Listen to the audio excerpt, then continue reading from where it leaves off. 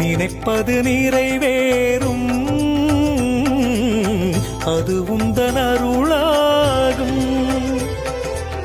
நினைப்பது நிறைவேறும், அது உந்தன் அருளாகும்.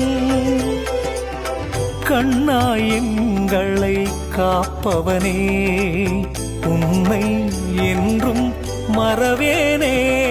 க்ஷேத்திரபாலனே, நலம் வழங்கும் ஈசனே, நினைப்பது நிறைவேறும்,